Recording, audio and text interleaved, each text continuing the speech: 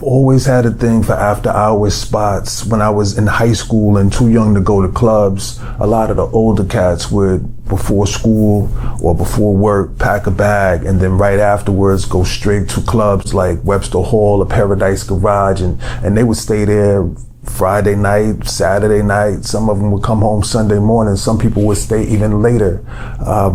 Then when I started hanging out like in New Orleans, 99, 2000, I would hang out at a spot called Papa Joe's, which went late, but not super late. But there were these other spots, particularly if you would wake up early enough in the morning, you see people stumbling out of bars in New Orleans like 6, 7 o'clock in the morning, like in Treme and different neighborhoods.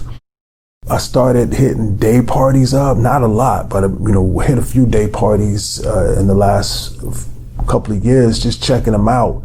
And that concept of you walk into a place and it's 2 p.m. or 3 p.m., but it feels like 2 a.m. or 3 a.m. I like that, the suspension of time. It reminds me of reading about Vegas when Bugsy Siegel and Meyer Lansky created the entire concept of a Las Vegas casino. From the moment you walked into a casino, time was suspended. It was dark. There was no daylight, no windows, no clocks. From the time you walk in, as far as you know, it's going to be the same day, no matter how many days you spend there. You could be in there for 2 days and come out thinking you only been in there for several hours.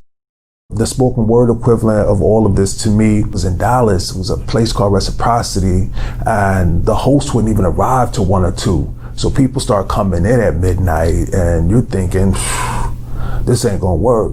And now it's 1 o'clock, people still just sitting around, congregating, networking, and you figure still it's about people about to start going home.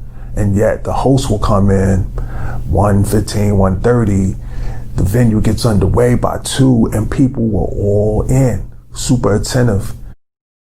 When things come back, that's the sort of thing I would love to do, where I collect the phone numbers or email addresses, whatever, of people who are interested, RSVP or buy tickets. You let them know it's going to be in such and such a hotel in this suite, and let them know who's going to be performing. And it's always going to be someone big names, and rip it.